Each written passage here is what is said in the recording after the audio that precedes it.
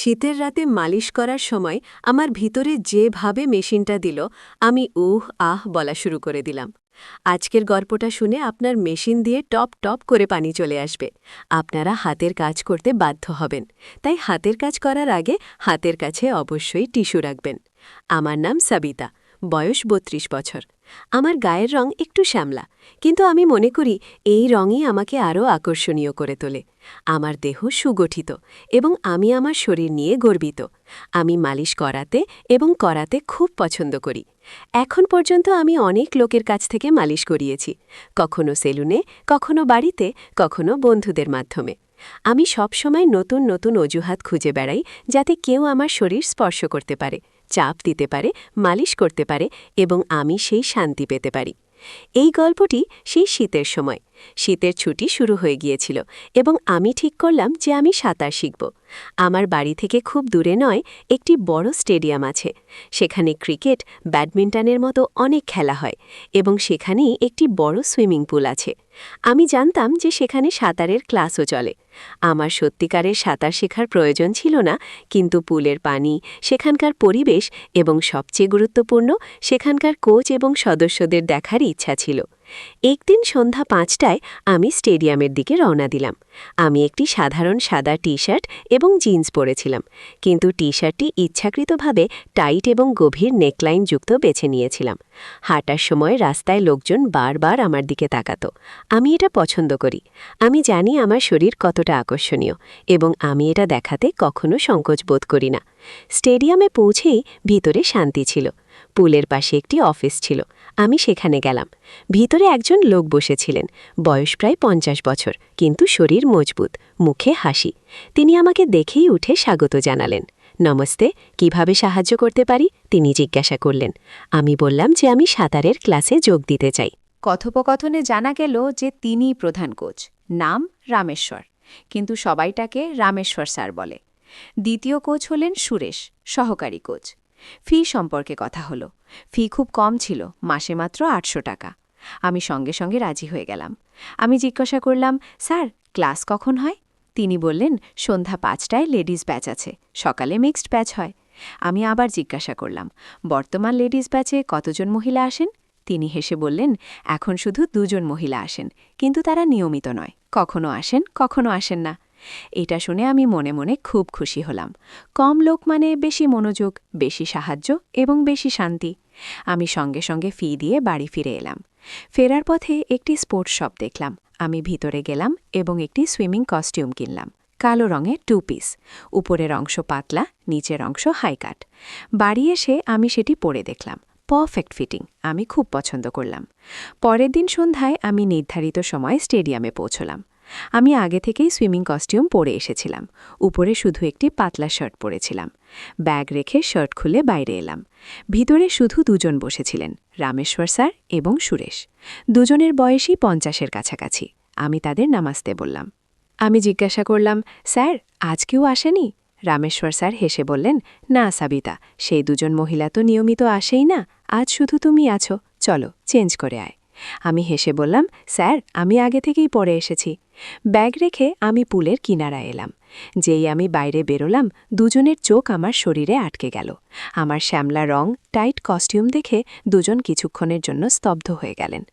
Rameshwar sir গলা খাকারি দিয়ে বললেন, চলো পুলে আয়, প্রথমে পা চালানো শেখো। আমি পানিতে নামলাম। পানি ঠান্ডা এবং সুন্দর ছিল। আমি পা চালানোর চেষ্টা করলাম, কিন্তু শরীর পানিতে ভাসছিল না। আমি অনেক চেষ্টা করলাম, কিন্তু পারলাম না।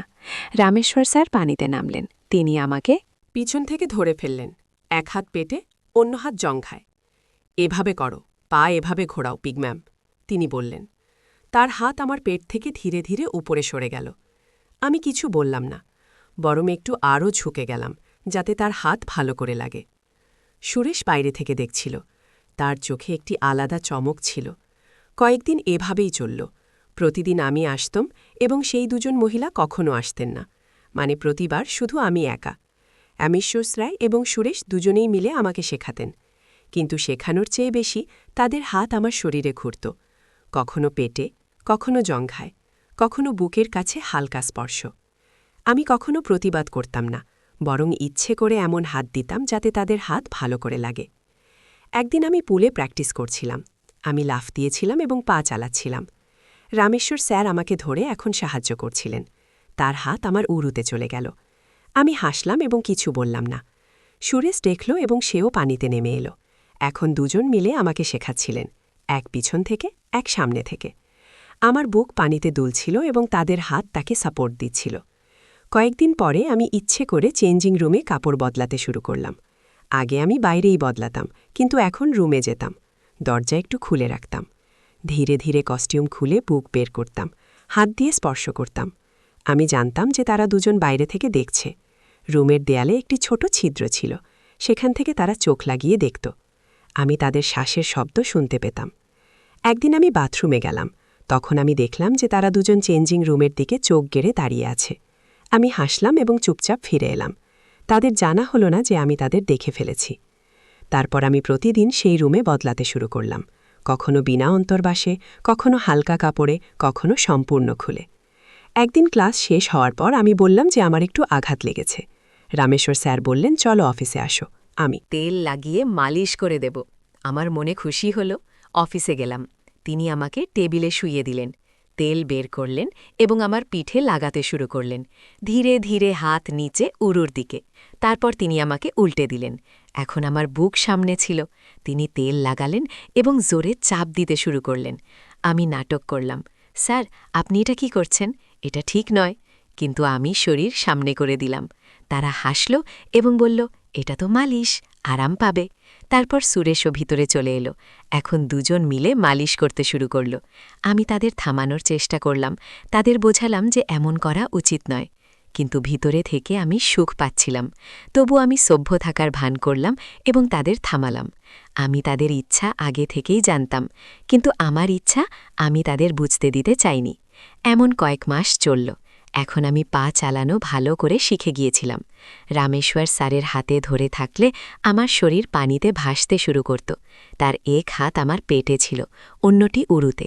তার গরম হাত আমার কালো ত্বক স্পর্শ করছিল এবং আমাকে এক অন্যরকম শিহরণ দিচ্ছিল। সুরেশ বাইরে থেকে দেখছিল, তার চোখে লোভ দেখা যাচ্ছিল। রামেশ্বর স্যার বললেন, সাবিতা, এভাবেই করো, প্রতিদিন এমন প্র্যাকটিস করলে তাড়াতাড়ি শিখে যাবে। আমি হাসলাম এবং সম্মতি দিলাম। মনে ভাবলাম, এই প্র্যাকটিস আমাকে কোথায় নিয়ে যাবে। সেই দিন থেকে প্রতিদিন সন্ধে 5টায় আমি স্টেডিয়ামে আসতে শুরু করলাম। তারা দুজন মহিলা কখনো নিয়মিত আসত না, কখনো এক আসত, কখনো অন্য, কিন্তু বেশিরভাগ সময়ে আমি একাই থাকতাম। রামেশ্বর স্যার এবং সুরেশ দুজন মিলে আমাকে শেখাতেন, কিন্তু শেখানোর চেয়ে বেশি তাদের হাত আমার শরীরে ঘুরত। কখনো পা চালানোর সময় উরু থেকে উপরে হাত সরে যেত, কখনো পেট থেকে বুকের নিচে থেমে যেত। আমি কখনো প্রতিবাদ করতাম না, বরং ইচ্ছে করে এমন হাত দিতাম যাতে তাদের হাত ভালো করে লাগে। আমার বুক সাঁতারের কস্টিউমে দুলত এবং তারা দুজন তাকিয়ে থাকত। অনেকদিন এমনই কেটে গেল। আমি প্রতিদিন নতুন নতুন সাঁতারের কস্টিউম পরে আসতাম, কখনো লাল, কখনো নীল, কখনো হলুদ, সব টাইট এবং আকর্ষণীয়। পিছনের অংশ খোলা, উপরের অংশ শুধু বুক ঢাকার মতো। আমি জলে নামলে তারা দুজনও জলে চলে আসত, একজন পিছন থেকে, একজন সামনে থেকে। এভাবে করো, হাত এভাবে মারো বলতে বলতে আমার কোমর, নিতম্ব এবং কখনো দু পায়ের মধ্যে হাত দিত। আমি হাসতে হাসতে তাদের উৎসাহিত করতাম। তাদের সাহস বেড়ে গেল। এখন তারা খুলে আমার বুক ছুঁতে চাপ দিত। আমি শুধু হাসতাম। একদিন আমি পুলে প্র্যাকটিস করছিলাম, ফ্রিস্টাইল করার চেষ্টা করছিলাম। হঠাৎ আমার বাথরুমের প্রয়োজন হলো। আমি জলের বাইরে এলাম এবং চারদিকে তাকালাম। রামেশ্বর স্যার এবং সুরেশ কোথাও দেখা যাচ্ছে না। আমি লেডিস চেঞ্জিং রুমের দিকে গেলাম। দরজা একটু খোলা ছিল। আমি ভিতরে গিয়ে দেখলাম তারা দুজন দেয়ালে কান লাগিয়ে বা ছিদ্র দিয়ে চোখ রেখে ভিতরে উঁকি মারছে। ভিতরে সেই দুজন মহিলা কাপড় বদলাচ্ছিলেন। আমি চুপচাপ পিছিয়ে গেলাম। আমার কাজ সেরে বাইরে চলে এলাম। তাদের নতুন করতাম, কখনো ভিতরের কাপড় ছাড়া, কখনো হালকা কাপড়ে, কখনো সম্পূর্ণ খুলে ঘুরতাম। তারা দুজন দিন দিন আরও উত্তেজিত হতে লাগল। তাদের স্পর্শে আরও জোর আসতে লাগল। পুলে তারা এখন খুলে আমার বুক চাপ দিত, উরুতে থাপড়াত। আমি শুধু হাসতাম এবং বলতাম, স্যার এটা করবেন না, কিন্তু শরীর এগিয়ে দিতাম। একদিন সেই দুজন মহিলা আসেনি, আমি একা ছিলাম। আমি পুলে প্র্যাকটিস করছিলাম। আমি লাফ দিয়ে জলে গেলাম। হঠাৎ আমার পায়ে পিঁপড়ো ব্যথা হলো, ক্র্যাম্প চলে এলো। আমি চিৎকার করলাম। রামেশ্বর স্যার তৎক্ষণাৎ জলে ঝাঁপ দিলেন। তিনি আমাকে কোলে তুলে বাইরে নিয়ে এলেন। কি হয়েছে সাবিতা? তিনি উদ্বেগে জিজ্ঞাসা করলেন। আমি পা দেখালাম। সুরেশও সাহায্য করল এবং আমাকে অফিস রুমে নিয়ে গেল। আমাকে সোফায় শোয়ালো। রামেশ্বর স্যার বললেন, চিন্তা করো না, আমি তেল মালিশ করে দেব, তাড়াতাড়ি আরাম পাবে। তিনি সুরেশকে বললেন, ওয়ার্ম আপ আলমারি থেকে তেলের বোতল নিয়ে আসো। সুরেশ বোতল নিয়ে এলো। রামেশ্বর স্যার আমার পায়ে তেল দিয়ে মালিশ শুরু করলেন। ধীরে ধীরে হাত উপরে উঠল, উরুতে, তারপর আরও উপরে। আমি চোখ বন্ধ করলাম। তারপর তিনি আমার কস্টিউম উপরে তুলে বুক ছুলেন, জোরে চাপ দিলেন। আমি অভিনয় করলাম, স্যার আপনি এটা কি করছেন? তিনি হাসলেন এবং বললেন, যা করা উচিত, তুমি শান্ত থাকো, আরাম পাবে। আমি আবার বললাম, স্যার এটা করবেন না, কিন্তু আমার কণ্ঠ দুর্বল ছিল। আমি জানতাম আজ তাদের পুরো প্রোগ্রাম শুরু হতে চলেছে। আমার খুব মজা লাগছিল। আমি উপরে থেকে বিরোধিতা দেখাচ্ছিলাম, কিন্তু শরীর এগিয়ে দিচ্ছিলাম। সেই দিন থেকে সব কিছু বদলে গেল। আমি স্টেডিয়ামে আসার জন্য ব্যাকুল হয়ে উঠলাম। প্রতিদিন সন্ধ্যায় আমি প্রস্তুত হয়ে বেরোতাম। নতুন কস্টিউম, কখনো বিকিনি স্টাইল, কখনো ওয়ান পিস, কিন্তু এত টাইট যে শরীরের প্রতিটি আকৃতি ফুটে উঠত। বাড়িতে আয়নার সামনে দাঁড়িয়ে নিজেকে দেখতাম এবং ভাবতাম, আজ কি নতুন অভিজ্ঞতা হবে। পরের দিন আমি পৌঁছালে পুল একদম খালি, শুধু রামেশ্বর স্যার এবং সুরেশ। আমি মুচকি হেসে ভিতরে গেলাম। স্যার আজ কি সেই মহিলা আসবেন? আমি ঠাট্টা করে জিজ্ঞাসা করলাম। রামেশ্বর স্যার হেসে উঠলেন। তারা কখনো আসেই না। এখন তুমিই আমাদের একমাত্র শিষ্যা। আমি মনে মনে হাসলাম। শিষ্যা নাকি রানী? আমি চেঞ্জিং রুমে গেলাম। ইচ্ছে করে দরজা অর্ধেক খোলা রেখে দিলাম। ধীরে ধীরে কস্টিউম পরলাম। আজ লাল রঙের, পিছনে শুধু দুটি ফিতায় বাঁধা। বুকের অংশ এত গভীর যে প্রায় সবই দেখা যাচ্ছিল। আমি আয়নার সামনে দাঁড়ালাম। শরীরটা নেড়েচেড়ে দেখলাম। আমি জানতাম তারা দুজনেই ফাঁক দিয়ে দেখছে। তাদের শ্বাস দ্রুত হয়ে উঠেছিল। বাইরে এসেই রামেশ্বর স্যার বললেন, সবিতা, আজ স্পেশাল প্র্যাকটিস করব, ডাইভিং। আমি সম্মতি দিলাম। আমি হাই ডাইভিং বোর্ডে উঠলাম। লাফ দেওয়ার আগে ইচ্ছে করে নিচু হয়ে তাদের দেখালাম। তারা দুজনেই নিচে দাঁড়িয়ে উপরে তাকিয়েছিল। আমি লাফ দিলাম। পানি থেকে বের হওয়ার সাথে সাথেই তারা দুজনেও পানিতে নেমে এলো। চলো আজ আন্ডারওয়াটার ব্রিদিং শেখাই, রামেশ্বর স্যার বললেন। পানিতে তারা আমাকে বাহুতে তুলে নিল এবং গভীরে নিয়ে গেল। পানির নিচে তাদের হাত আমার বুকের উপর ছিল। আমি চোখ বন্ধ করে নিলাম। পানির নিচেই তারা আমার কস্টিউমের ফিতা খুলে দিল। আমার বুক পানিতে ভাসতে লাগল। তারা দুজনেই মিলে তা স্পর্শ করতে লাগল। আমি পানির নিচেই আনন্দে ছিলাম। বাইরে এসে আমি হেসে বললাম, স্যার আপনারা কি শেখাচ্ছেন? তারা হেসে উঠল। এটাই তো আসলে সাঁতার। সেই দিন পুলে প্রায় 1 ঘণ্টা তারা আমাকে সম্পূর্ণ সুখ দিল। কখনো পানিতে, কখনো পুলের পাশে বসিয়ে, কখনো বোর্ডে শুইয়ে। আমি এত আনন্দ পেলাম যে ক্লান্ত হয়ে পড়লাম। তৃতীয় দিন আমি গেলে রামেশ্বর স্যার বললেন, সবিতা, আজ আমাদের একজন বন্ধু আসবে, স্টেডিয়ামের মেইনটেন্যান্স ইনচার্জ ভেঙ্কটেশ। সেও ভালো সাঁতারু। তা আমার মনে খুশি হলো। আমি হেসে বললাম, ঠিক আছে স্যার, বেশি লোক হলে মজা হবে। তারা দুজনেই একে অপরের দিকে তাকিয়ে হেসে উঠল। ভেঙ্কটেশ এলো। বয়স 52-53, শক্তিশালী শরীর, চোখে ক্ষুধা। আমি তাকে দেখেই বুঝে গেলাম সেও সেই রকম। আমি ইচ্ছে করে তার সামনে নিচু হয়ে আমার আকর্ষণ দেখালাম। ক্লাস শুরু হলো। এখন 3 জন মিলে আমাকে শেখাচ্ছিল। ভেঙ্কটেশ পিছন থেকে ধরে, রামেশ্বর স্যার সামনে থেকে, সুরেশ পাশে। পানিতে তাদের 6 হাত আমার শরীরে ঘুরে বেড়াত। আমি আনন্দে চিৎকার করে উঠতাম। ক্লাস শেষে তারা বলল, চলো আজ স্পেশাল মালিশ। আমি অফিসে গেলাম। 3 জন পিছে পিছে ভিতরে গিয়ে দরজা বন্ধ করল। ভেঙ্কটেশ প্রথমবার আমার বুক স্পর্শ করতেই পাগল হয়ে গেল। রামেশ্বর স্যার তেল বের করল। এখন 3 জন মিলে আমাকে সম্পূর্ণভাবে স্পর্শ করতে লাগল। একজন বুক চাপড়াত, অন্যজন অন্যদিকে হাত বুলাত। তারপর তারা আমাকে বিভিন্ন অবস্থানে নিল। সেই দিন 3 জন মিলে আমাকে এত সুখ দিল যে আমি অজ্ঞান হয়ে গেলাম।